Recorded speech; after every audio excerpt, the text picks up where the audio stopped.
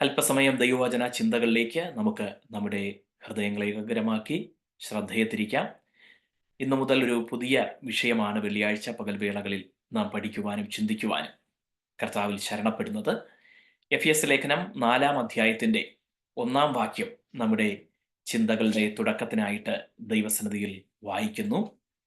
Book epistle to the Ephesians chapter 4 verse 1. കർത്തൃസേവ നിമിത്തം ബദ്ധനായിരിക്കുന്ന ഞാൻ പ്രബോധിപ്പിക്കുന്നത്, നിങ്ങളെ വിളിച്ചിരിക്കുന്ന വിളിക്ക് യോഗ്യമാം വണ്ണം പൂർണ്ണ വിനയത്തോടും സൗമ്യതയോടും ദീർഘക്ഷമയോടും കൂടെ നടക്കുകയും സ്നേഹത്തിൽ അന്യോന്യം പൊറുക്കയും ആത്മാവിന്റെ ഐക്യത സമാധാന ബന്ധത്തിൽ കാപ്പാൻ ശ്രമിക്കുകയും ചെയ്യുവിൻ. പൗലോസ് അപ്പോസ്തലന്റെ കാരാഗൃഹവാസ കാലത്ത് എഴുതിയ ലേഖനങ്ങളിൽ ഒന്നാണ് എഫേസ്യ ലേഖനം. എഫേസ്യ ലേഖനത്തിന്റെ പ്രത്യേകതകൾ മാത്രം നമ്മൾ പഠിക്കാൻ തുടങ്ങിയാൽ അത് 2-3 ക്ലാസ് പഠിക്കാനായിട്ടുണ്ട്.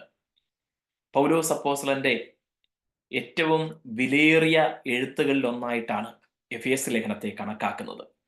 അതുകൊണ്ട് ഈ ലേഖനത്തിന് ക്വീൻ ഓഫ് ദി എപ്പിസ്റ്റിൽസ്, ലേഖനങ്ങളിലെ രാജ്ഞി എന്ന് അപരനാമം നൽകിയിരിക്കുന്നത് നമുക്ക് മനസ്സിലാക്കാനായിട്ട് കഴിയും. അത്രമേൽ ശ്രേഷ്ഠമാണ് ഈ ലേഖനം. വിശ്വാസത്താൽ ഉള്ള നീതീകരണം, കൃപയാൽ ഉള്ള രക്ഷ, ഈ വിഷയങ്ങൾ ഈ ലേഖനത്തിൽ വളരെ സ്പഷ്ടമായും ഊന്നിയും എഴുതിയിരിക്കുന്നത് കാണുവാനായിട്ട് കഴിയുന്നു. അതുകൊണ്ട് ദൈവശാസ്ത്ര പ്രാധാന്യം വളരെയേറെയുള്ള ലേഖനമാണ് എഫെസ്യ ലേഖനം. അപ്പോസ്തലനായ പൗലോസിന്റെ ആഴമേറിയ വെളിപ്പാടിൽ നിന്നുകൊണ്ടുള്ള പ്രാർത്ഥനകൾ ഈ ലേഖനത്തിൽ നമുക്ക് കാണുവാനായിട്ട് കഴിയും. ഓരോ പ്രാർത്ഥനകളും അതിലെ ഓരോ വാക്കുകളും വളരെ ചിന്തനീയവും ദൈവിക വെളിപ്പാടിന്റെ ഉന്നതിയിലേക്ക് നമ്മെ കൊണ്ടുപോകുന്നതുമാണ്. പൗലോസ് അപ്പോസ്തലന് കർത്താവ് കൊടുത്ത ദൈവിക ജ്ഞാനത്തിന്റെ ശ്രേഷ്ഠത ഈ ലേഖനത്തിൽ തെളിഞ്ഞു നിൽക്കുന്നത് നമുക്ക് കാണുവാനായിട്ട് കഴിയും. ദൈവസഭയെ ഈ ലേഖനത്തിൽ ഓരോ അധ്യായങ്ങളിലും വിവിധ സവിശേഷതകളോടുകൂടെ ഉപമിച്ച് വർണ്ണിച്ചിരിക്കുന്നത് കാണുവാനായിട്ട് കഴിയും. ക്രിസ്തുവിന്റെ ശരീരമായും ദൈവത്തിന്റെ മന്ദിരമായും ദൈവത്തിന്റെ പണിയായിട്ടുമൊക്കെ ഈ ലേഖനത്തിൽ ദൈവസഭയെ പറഞ്ഞിരിക്കുന്നത് നമുക്ക് കാണുവാനായിട്ട് കഴിയും. ക്രിസ്തുവിന്റെ മണവാട്ടി എന്ന ആശയത്തിലും നമുക്ക് ഈ ലേഖനത്തിൽ ദൈവസഭയെ പറഞ്ഞിരിക്കുന്നത് കാണാം. അങ്ങനെ സഭയെക്കുറിച്ചുള്ള ആഴമായ വെളിപ്പാട് ഈ ലേഖനത്തിൽ നമുക്ക് നൽകപ്പെട്ടിരിക്കുന്നത് കാണുവാൻ കഴിയുന്നു. പൂർവകാലങ്ങളിൽ മറഞ്ഞു കിടന്നിട്ട് ഈ കാലഘട്ടത്തിൽ വെളിപ്പെട്ടു വന്നതാണ് ദൈവസഭ. ദൈവസഭ എന്ന വിഷയം ഒരു മർമ്മമായി പൂർവകാലങ്ങളിൽ കിടന്നു, രഹസ്യമായി കിടന്നു. ഈ കാലത്ത് അത് വെളിപ്പെട്ടു വന്നിരിക്കുന്നു എന്ന് ഈ ലേഖനത്തിൽ പറഞ്ഞിരിക്കുന്നു. ലേഖനത്തിന്റെ ആദ്യത്തെ അധ്യായങ്ങൾ ദൈവശാസ്ത്ര പ്രാധാന്യമുള്ള വിഷയങ്ങൾ കൊണ്ട് നിറഞ്ഞിരിക്കുമ്പോൾ, മറ്റു വിധത്തിൽ പറഞ്ഞാൽ തിയററ്റിക്കൽ അല്ലെങ്കിൽ ആശയങ്ങൾ കൊണ്ട് നിറഞ്ഞിരിക്കുന്നു. 2-ാം ഭാഗത്തേക്ക് വരുമ്പോൾ ഈ 4-ാം അധ്യായം മുതൽ നമുക്ക് കാണുവാനായിട്ട് കഴിയുന്നത് പ്രായോഗികമായ ഉപദേശങ്ങളാണ്. ആദ്യ പകുതി ദൈവസഭ എന്ന ആശയത്തെ വിവിധ നിലകളിൽ ദൈവശാസ്ത്ര പ്രാധാന്യത്തോടുകൂടെ ശാസ്ത്രീയ വിശകലനം ചെയ്യുമ്പോൾ, പകുതിക്ക് ശേഷമുള്ള 4 മുതലുള്ള അധ്യായങ്ങളിൽ കൂടുതലും ഊന്നിയിരിക്കുന്നത് ആ ദൈവസഭ എങ്ങനെ ജീവിക്കണം, എങ്ങനെ ലോകത്തിൽ ക്രിസ്തുവിനെ വെളിപ്പെടുത്തണം എന്നുള്ള പ്രായോഗിക ജീവിതത്തെക്കുറിച്ച്, പ്രാക്ടിക്കൽ ക്രിസ്ത്യൻ ലൈഫിനെ കുറിച്ച് പറഞ്ഞിരിക്കുന്നത് നമുക്ക് കാണുവാനായിട്ട് കഴിയും. അതിൽ ആദ്യത്തെ വാക്യമാണ് നാം വായിച്ചത്. അതിൽ എല്ലാ ഭാഗവും നമ്മുടെ വിഷയത്തിനാസ്പദമായി ചിന്തിക്കുവാനായിട്ട് ഞാൻ ഉദ്ദേശിക്കുന്നില്ല. വിളിക്ക് യോഗ്യമാം വണ്ണം നടക്കുക എന്ന ഒരു തീമിനെ ആസ്പദമാക്കി ആണ് നമ്മൾ അല്പം ഈ വിഷയത്തിൽ നിന്ന് ഇന്നും വരുന്ന ദിവസങ്ങളിലും ചിന്തിക്കുവാനും പഠിക്കാനും ആഗ്രഹിക്കുന്നത്. വാക്ക് വർത്തി ഓഫ് ദ കോളിംഗ്, നമ്മുടെ മേലുള്ള ദൈവ വിളിക്ക് യോഗ്യമായ വിധത്തിൽ നടക്കുക. വാക്ക് വർത്തി ഓഫ് ദ കോളിംഗ്, ഇതാണ് പ്രധാനമായിട്ടും നമ്മുടെ ചിന്തയ്ക്ക് നൽകിയിരിക്കുന്ന ശീർഷകം. അപ്പോ ഈ വാക്യത്തെ നമുക്ക് ഒന്നുകൂടെ ഒന്ന് നോക്കിയിട്ട് ആ വിഷയത്തിലേക്ക് കടന്നു വരാം. കർത്തൃ സേവ നിമിത്തം ബദ്ധനായിരിക്കുന്ന ഞാൻ പ്രബോധിപ്പിക്കുന്നത്. പൗലോസ് അപ്പോസ്തലൻ തടവറയിലായിരിക്കുന്നു എന്ന് വ്യക്തമാക്കുന്ന ഒരു പദമാണ് ബദ്ധനായിരിക്കുന്നു, അല്ലെങ്കിൽ ബന്ധനസ്ഥനായിരിക്കുന്നു, തടവറയിലായിരിക്കുന്നു. റോമൻ കാരാഗൃഹത്തിൽ അദ്ദേഹം ജയിലറവാസം നടത്തുകയും വീട്ടു തടങ്കലിലായിരിക്കുകയും ചെയ്യുന്ന സമയത്ത് എഴുതിയ ലേഖനങ്ങളിലൊന്നാണ് എഫേസ് ലേഖനം. നമ്മൾ ചില ആഴ്ചകളിൽ വൈകുന്നേരങ്ങളിൽ പഠിക്കുന്ന ഫിലിപ്പിയ ലേഖനം അതേ സമയത്ത് എഴുതിയ മറ്റൊരു ലേഖനമായി നമുക്ക് കാണാനായിട്ട് കഴിയും. ഈ തടവറയ്ക്കകത്ത് അദ്ദേഹം ആയിരിക്കുന്നതിന്റെ കാരണം അവിടെ പറഞ്ഞിരിക്കുന്നത് നോക്കുക. കർത്തൃ സേവ നിമിത്തം, due to the service of the lord. യേശുവിനെ ശുശ്രൂഷിച്ചത് നിമിത്തം, ദൈവരാജ്യത്തിന് വേണ്ടി പ്രവർത്തിച്ചത് നിമിത്തം. വെളിപ്പാട് പുസ്തകത്തിലേക്ക് നമ്മൾ വരുമ്പോൾ അപ്പോസ്തലനായ യോഹന്നാൻ പറയുന്നത് കർത്താവിന്റെ സാക്ഷ്യ നിമിത്തവും ദൈവവചനം നിമിത്തവും ഞാൻ പത്മോസ് എന്ന ദ്വീപിൽ ആയിരുന്നു എന്ന് പറഞ്ഞിരിക്കുന്നു.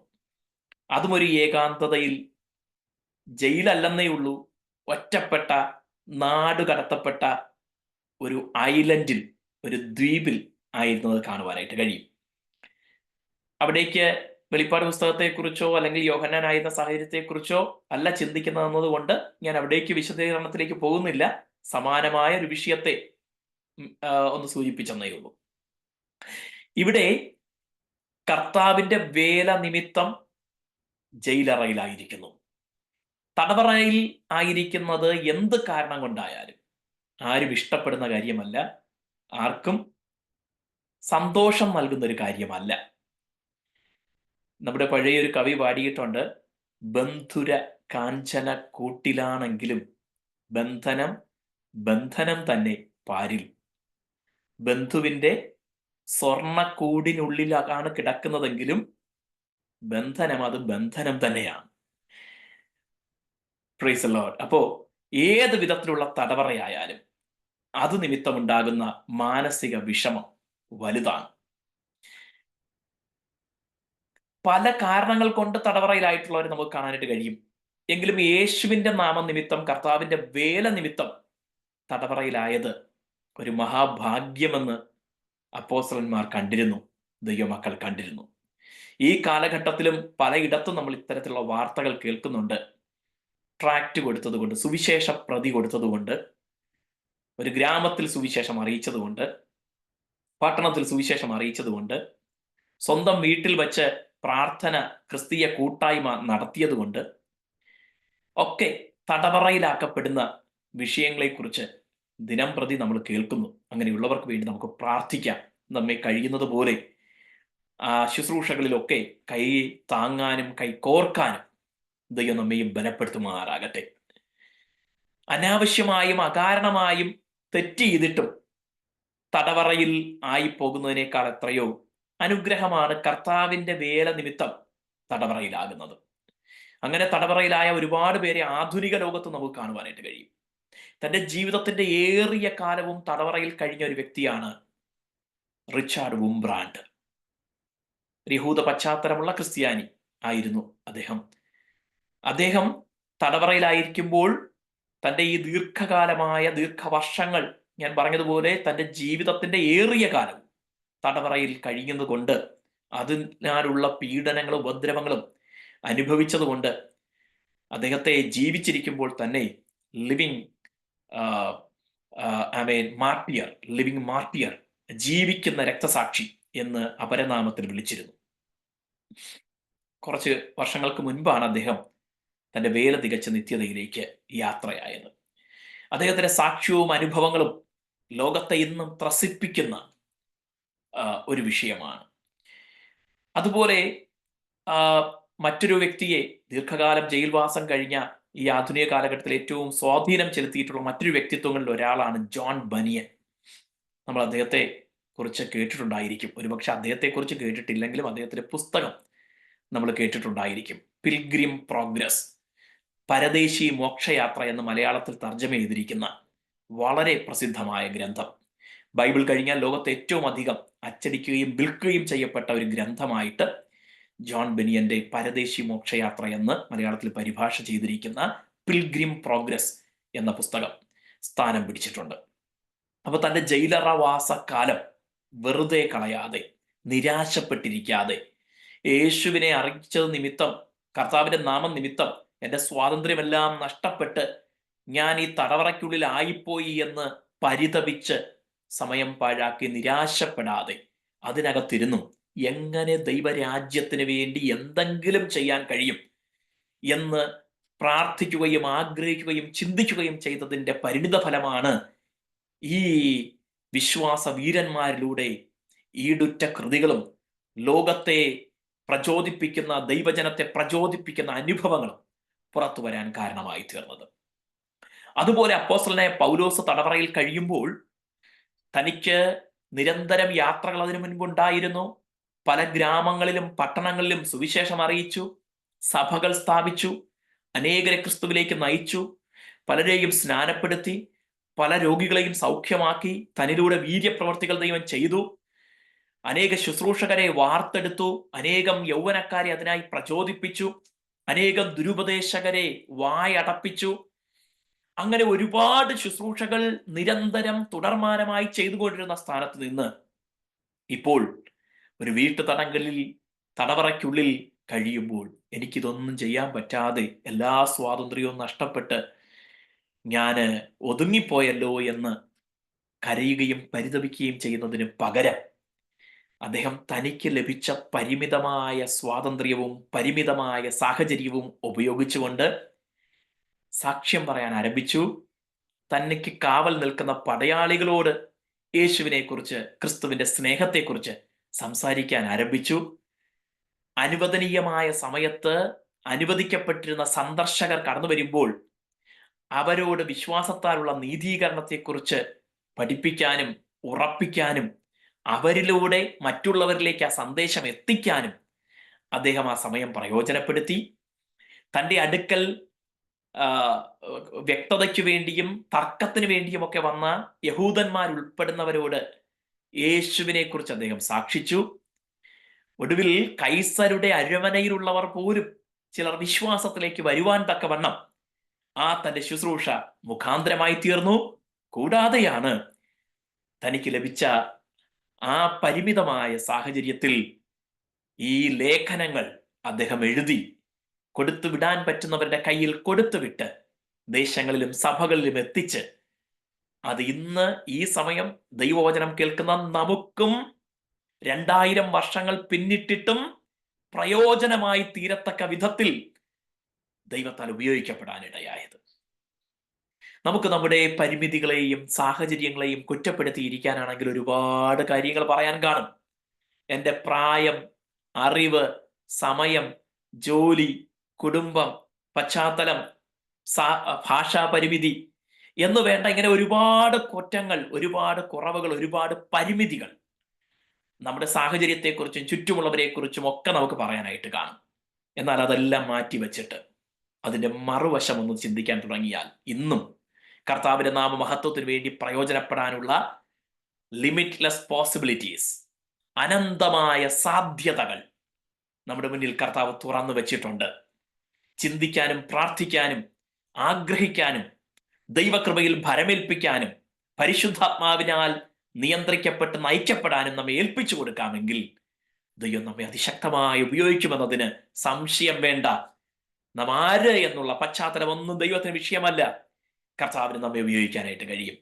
അപ്പോ കർത്തൃസേവ നിമിത്തം തടവറയിലായിരിക്കുന്ന ഞാൻ പ്രബോധിപ്പിക്കുന്നത്, എക്സോർട്ട് ചെയ്യുന്നത്, പൗലോസ് അപ്പോസ്തലന്റെ എക്സോർട്ടേഷൻ ആണ് തുടർന്നുള്ള വാക്കുകൾ. എന്നാൽ ആ എക്സോർട്ടേഷൻ തന്നെ നമ്മൾ നോക്കിക്കഴിഞ്ഞാൽ അതിൽ കമാൻഡ്സ് കാണാം, ഓർഡേഴ്സ് കാണാം, അതിൽ തന്റെ ഹൃദയം പങ്കുവെക്കുന്നത് കാണാം. ദൈവസഭ എങ്ങനെ ആയിരിക്കണമെന്ന്, മോഡൽ ചർച്ച് എങ്ങനെ ആയിരിക്കണമെന്നുള്ള തന്റെ ആഗ്രഹം, വെളിപ്പാട്, ദൈവം നൽകിയ വെളിപ്പാട് നമുക്കതിനകത്ത് കാണുവാനായിട്ട് കഴിയും. ദൈവസഭയിലെ ദൈവ മക്കൾ തമ്മിൽ എങ്ങനെയാണ് പെരുമാറേണ്ടത്, ദൈവമക്കളുടെ കുടുംബ ജീവിതം എങ്ങനെയായിരിക്കണം, ദൈവമക്കളുടെ തലമുറകളെ എങ്ങനെ വളർത്തണം, കുഞ്ഞുങ്ങൾ മാതാപിതാക്കളെ എങ്ങനെ ബഹുമാനിക്കണം, ഇങ്ങനെ നിരവധി വിഷയങ്ങൾ.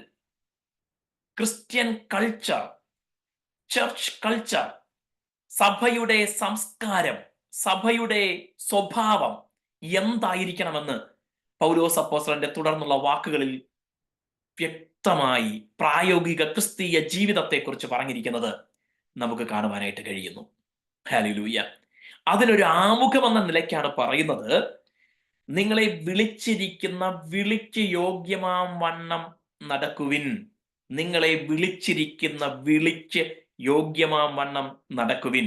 ആ ഒറ്റ പദപ്രയോഗത്തിനകത്ത് തുടർന്ന് പറയുന്ന മുഴുവൻ കാര്യങ്ങളുടെയും ഇൻട്രോഡക്ഷൻ, അതിനെ നക്ഷലായി പറഞ്ഞിരിക്കുന്നത് നമുക്ക് കാണുവാനായിട്ട് കഴിയും. വിളിച്ചിരിക്കുന്ന വിളിക്ക് യോഗ്യമാം വണ്ണം നടക്കുവിൻ. ഒരു ദൈവ പൈതൽ ദൈവം വിളിച്ചിരിക്കുന്ന വിളിക്ക് യോഗ്യമാം വണ്ണം നടന്നാൽ അവൻ ക്രിസ്തുവിനെ മാതൃകയാക്കി ലോകത്തിന് തന്റെ ജീവിതം കൊണ്ട് ക്രിസ്തുവിനെ വെളിപ്പെടുത്തി കൊടുക്കും. അവന്റെ വ്യക്തി ജീവിതം മനുഷ്യനെ പ്രസാദിപ്പിക്കാനുള്ളതായിരിക്കില്ല, ദൈവത്തെ പ്രസാദിപ്പിക്കാനുള്ളതായിരിക്കും. അവനൊരു കപടഭക്തനായിരിക്കില്ല, അവനൊരു വിശുദ്ധനായ, വിശ്വസ്തനായ, സിൻസിയർ ആയിട്ടുള്ള ഒരു ക്രിസ്ത്യാനി ആയിരിക്കും. അവന്റെ പരസ്യ ജീവിതം മാത്രമല്ല, അവന്റെ രഹസ്യ ജീവിതവും നിർമ്മലവും ദൈവത്തിന് പ്രസാദകരവും, ദൈവം എന്നെ എപ്പോഴും കാണുന്നു, ഞാൻ ദൈവം മുമ്പാകെ ആയിരിക്കുന്നു എന്ന ബോധ്യത്തോടെ ഉള്ളത് ആയിരിക്കും. അതാ വിളിച്ച് യോഗ്യമാം വണ്ണം നടക്കുന്ന ഒരു ദൈവ പൈതലിന്റെ ജീവിതം അങ്ങനെയായിരിക്കും. അവൻ തന്റെ കുടുംബ ജീവിതത്തിൽ അവന്റെ മാതാപിതാക്കളെ ബഹുമാനിക്കുന്നവനും അവന്റെ കുടുംബത്തെ സ്നേഹിക്കുന്നവനും കരുതുന്നവനും അവന്റെ സഹോദരങ്ങളെ അവരെ പ്രിയപ്പെട്ട് അവർക്കായി കരുതുന്നവനും അവരോട് കരുതലോടെയും സൗമ്യതയോടെയും പെരുമാറുന്നവനും തൻ്റെ മക്കളെ ദൈവവചനത്തിന്റെ പദ്യോപദേശത്തിലും ദൈവകൃപയിലും വളർത്തുന്നവനും ആയിരിക്കും. വിളിച്ച് യോഗ്യമാം വണ്ണം നടക്കുന്ന ഒരു ദൈവ പൈതൽ.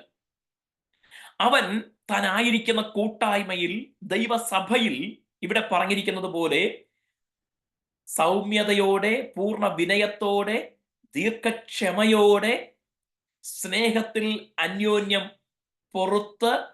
പൊറുക്കുന്നവനായി, ആത്മാവിന്റെ ഐക്യത സമാധാന ബന്ധത്തിൽ കാക്കുവാൻ ശ്രമിക്കുന്നവനുമായിരിക്കും. ആരാ? വിളിച്ച് യോഗ്യമാം വണ്ണം നടക്കുന്നവൻ. അപ്പോൾ തൻ്റെ പ്രാദേശിക സഭയിൽ, ദൈവമക്കളോടുള്ള കൂട്ടായ്മയിൽ ഈ പറയുന്ന സ്വഭാവ ഗുണങ്ങൾ അവനിൽ ഉണ്ടായിരിക്കും, അല്ലെങ്കിൽ അവനിൽ വെളിപ്പെടും. നമുക്കെല്ലാം വ്യത്യസ്തമായ വ്യക്തിത്വമുണ്ട്. അവർ personality is unique and different. അതിനെ മാറ്റാനായിട്ട് നമുക്ക് പറ്റത്തില്ല. But we can transform or change our character. എങ്ങനെ സ്വഭാവത്തെ രൂപാന്തരപ്പെടുത്തുന്നത്? സ്വഭാവ രൂപവൽക്കരണം, ക്യാരക്ടർ ഫോർമേഷൻ എങ്ങനെയാണ് ഒരു ദൈവ പൈതലിൽ സംഭവിക്കേണ്ടത്? അവൻ യേശുവിനെ തന്റെ മാതൃകയാക്കിക്കൊണ്ട്, ക്രിസ്തുവിന്റെ വചനങ്ങളെ തന്റെ ജീവിതത്തിൽ അംഗീകരിച്ചുകൊണ്ട്, ക്രിസ്തുവിന്റെ അപ്പോസ്തലന്മാരിലൂടെ പരിശുദ്ധാത്മാവ് നൽകിയിരിക്കുന്ന ഉപദേശങ്ങളെ ജീവിതത്തിൽ ഏറ്റെടുത്തുകൊണ്ട് തന്റെ സ്വഭാവത്തെ ഓരോ ദിവസവും ക്രമപ്പെടുത്തി ക്രിസ്തുവിന് അനുരൂപമായി രൂപാന്തരപ്പെട്ടുകൊണ്ടിരിക്കും. അപ്പോൾ ക്രിസ്തുവിൽ രൂപാന്തരപ്പെടുന്ന സ്വഭാവ രൂപവൽക്കരണത്തിന് വിധേയനാകുന്ന ഒരു വ്യക്തിത്വമുള്ളവനായിരിക്കും ഒരു ദൈവ പൈതൽ. Hallelujah, praise the lord. അപ്പോൾ നമ്മളെല്ലാവരും വ്യത്യസ്തരും വ്യത്യസ്ത വ്യക്തിത്വങ്ങളും ഉള്ളവരായിരിക്കുമ്പോൾ തന്നെ നമ്മുടെ സ്വഭാവത്തിൽ ക്രിസ്തുവിന് അനുരൂപമായി ഓരോ ദിവസവും രൂപാന്തരപ്പെട്ടുകൊണ്ടിരിക്കുന്നവരായിരിക്കും. ഒരു ദിവസം കൊണ്ട് അത് സംഭവിക്കുമെന്നൊന്നും ഞാൻ പറയുന്നില്ല, ദൈവവചനം അങ്ങനെ പറഞ്ഞിട്ടില്ല. ഹല്ലേലൂയ. നാൾതോറും നമ്മൾ രൂപാന്തരപ്പെടുന്നവരായിരിക്കണം. ഇന്നലത്തേക്കാൾ സ്വഭാവ രൂപാന്തരം ഇന്ന് സംഭവിച്ചിരിക്കണം. ഇന്നത്തേക്കാൾ സ്വഭാവ രൂപവൽക്കരണം ക്രിസ്തുവിന് അനുരൂപമായി നാളെ സംഭവിച്ചിരിക്കണം. അതാണ് സ്പിരിച്വൽ ഗ്രോത്തിന്റെ ഒരു പ്രധാന ഭാഗം. ഒരു ദൈവ പൈതൽ വളരുന്നു എന്ന്, ആത്മീയ വളർച്ച അവനിൽ സംഭവിക്കുന്നു എന്നതിന്റെ തെളിവാണ് ഇന്നലെ വരെ അവനുണ്ടായിരുന്ന ദേഷ്യം കുറഞ്ഞു കുറഞ്ഞു കുറഞ്ഞ് അവൻ ക്ഷമയുള്ളവനായി രൂപാന്തരപ്പെട്ടുകൊണ്ടേയിരിക്കുന്നു. ഇന്നലെ വരെ ഉണ്ടായിരുന്ന എടുത്തുചാട്ടം മാറി മാറി മാറി അവൻ പക്വതയുള്ളവനായി മെച്ചുവർ ആയിക്കൊണ്ടിരിക്കുന്നു. ഹല്ലേലൂയ. ഓരോ ദിവസവും ക്രിസ്തു എന്ന തലയോളം സകലത്തിലും വളരുന്ന, കൃപാവരങ്ങളിൽ മാത്രമല്ല, ആത്മാവിൽ ആരാധിക്കുന്നതിൽ മാത്രമല്ല, മറ്റുള്ളവരോടുള്ള ഇടപെടലിൽ, ദൈവസഭയിലെ ദൈവമക്കളോടുള്ള കൂട്ടായ്മയിൽ, അങ്ങനെയുള്ള എല്ലാ മേഖലകളിലും അവനിൽ വളർച്ച സംഭവിച്ചുകൊണ്ടേയിരിക്കണം. അതാണ് വിളിക്ക് യോഗ്യമാം വണ്ണം നടക്കുന്നത്. ഹല്ലേലൂയ. നമ്മെ എന്തിനു വേണ്ടി വിളിച്ചു, ആര് വിളിച്ചു, വിളിയുടെ സവിശേഷത, ഇതൊക്കെ നമ്മൾ പുറകെ പഠിക്കുന്നുണ്ട്. Price the Lord. എന്നാൽ ഞാൻ അതിന്റെ എല്ലാം ഒരു ആമുഖമായിട്ടാണ് ഈ കാര്യങ്ങൾ സംസാരിക്കുന്നത്. Price the Lord. ഇനി ഞാൻ പറഞ്ഞു, വ്യക്തിജീവിതം, കുടുംബജീവിതം, സഭയോടുള്ള, താനായിരിക്കുന്ന പ്രാദേശിക സഭയോടുള്ള ബന്ധത്തിലെ അവന്റെ ജീവിതം. മറ്റൊന്ന്, അതിപ്രധാനമായ മറ്റൊരു മേഖല, അവൻ വിളിക്ക് യോഗ്യമാം വണ്ണം നടക്കുമ്പോൾ ഈ ലോകത്തിൽ, അല്ലെങ്കിൽ ഞാൻ ഈ പറഞ്ഞ ഈ മേഖലകൾ ഒക്കെ ഉൾക്കൊണ്ടിരിക്കുന്ന ഈ ലോകത്തിൽ എങ്ങനെ ജീവിക്കണമെന്നും ആമേൻ, അവരൊരു ധാരണാ ബോധ്യം ദൈവവചനത്തിന്റെ അടിസ്ഥാനത്തിൽ ഉണ്ടായിരിക്കും. അതിനകത്ത് ഒരു പ്രധാന മേഖല നമ്മുടെ ജീവിതം കൊണ്ട് ക്രിസ്തുവിനെ ലോകത്തിന് കാണിച്ചു കൊടുക്കുക എന്നുള്ളതാണ്. മറ്റൊന്ന്, നമ്മുടെ ദൗത്യം പൂർത്തിയാക്കുക എന്നുള്ളതാണ്. Accomplish the mission. എന്താ നമ്മുടെ മിഷൻ? യേശു പറഞ്ഞത്, പിതാവിന്റെയും പുത്രന്റെയും പരിശുദ്ധാത്മാവിന്റെയും നാമത്തിൽ സ്നാനം കഴിപ്പിച്ച് ഞാൻ നിങ്ങളോട് ഉപദേശിച്ചതൊക്കെയും പ്രമാണിപ്പാൻ തക്കവണ്ണം പഠിപ്പിച്ചുകൊണ്ട്, കൽപ്പിച്ചതൊക്കെയും പ്രമാണിപ്പാൻ തക്കവണ്ണം പഠിപ്പിച്ചുകൊണ്ട് സകല ജാതികളെയും എൻ്റെ ശിഷ്യരാക്കിക്കൊള്ളുവിൻ. He will be witnessing. അവൻ സാക്ഷ്യം പറയുന്നവനായിരിക്കും, ക്രിസ്തുവിനെ സാക്ഷിക്കുന്നവനായിരിക്കും. ഹല്ലേലൂയ. തന്റെ ജീവിതം കൊണ്ട് ക്രിസ്തുവിനെ ലോകത്തിന് വെളിപ്പെടുത്തുന്നവനായിരിക്കും. തന്റെ ദൗത്യം നിർവഹിക്കുന്നവനായിരിക്കും. ആരാ? വിളിക്ക് യോഗ്യമാം വണ്ണം നടക്കുന്നവൻ. ഹല്ലേലൂയ. നമ്മുടെ വിളിക്കകത്ത് അതുണ്ട്, നമ്മുടെ തെരഞ്ഞെടുപ്പിനകത്ത് അതുണ്ട്. ദൈവം നമ്മെ വിളിച്ചതിന്റെ പിന്നിൽ അങ്ങനെ ഒരു ഉദ്ദേശ്യമുണ്ട്. ഈ ലോകത്തിൽ നാം എങ്ങനെ ആയിരിക്കണമെന്ന് കർത്താവ് നമ്മെ പഠിപ്പിച്ചിട്ടുണ്ട്. ഹല്ലേലൂയ. Praise the Lord. അപ്പോ ഞാൻ ഈ പറഞ്ഞ 4 കാര്യങ്ങൾ മറക്കാതെ ഹൃദയത്തിൽ കുറിച്ചിടുക. ഒന്ന്, വിളിക്ക് യോഗ്യമാമണം നടക്കുന്നവന്റെ വ്യക്തിപരമായ ജീവിതം. അത് രഹസ്യ ജീവിതം, personal life, personal Christian life ദൈവത്തിന് പ്രസാദകരമായിരിക്കും. മറ്റാരും തന്നെ കാണാതിരിക്കുമ്പോഴും താൻ ദൈവത്തിന്റെ മുൻപാകെ നടക്കുന്നു എന്ന ബോധ്യത്തോടെ അവൻ തൻ്റെ ചിന്തകളെയും തൻ്റെ പെരുമാറ്റത്തെയും തൻ്റെ മാനസിക അവസ്ഥയെയും അവൻ സൂക്ഷിക്കും. ഹല്ലേലൂയ. പ്രാർത്ഥനാ സ്വഭാവം അവന്റെ ഉള്ളിലുണ്ടായിരിക്കും. ഹല്ലേലൂയ.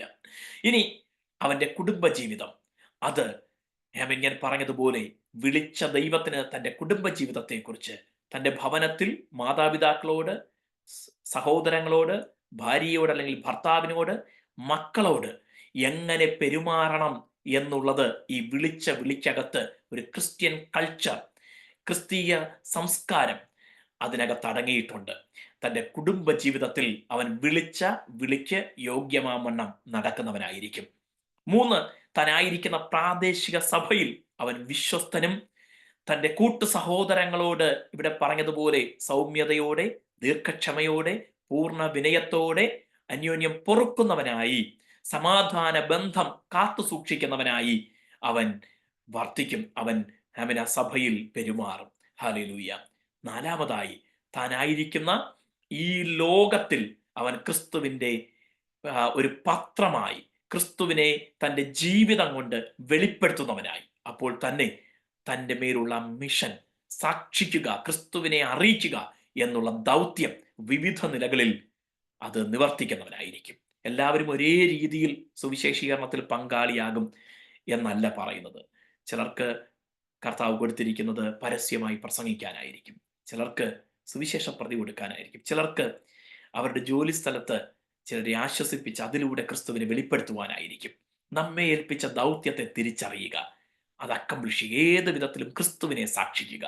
ഹല്ലേലൂയ. അപ്പോൾ വിളിക്ക് യോഗ്യമാവണ്ണം നടക്കാനായിട്ട് ദൈവം നമ്മെ സഹായിക്കുമാറാകട്ടെ.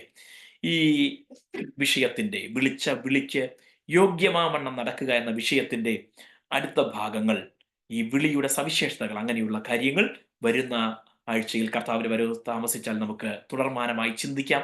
ദൈവം നമ്മെ ഇന്ന് പകലിൽ ഈ വചനങ്ങളാൽ അനുഗ്രഹിക്കുമാറാകട്ടെ.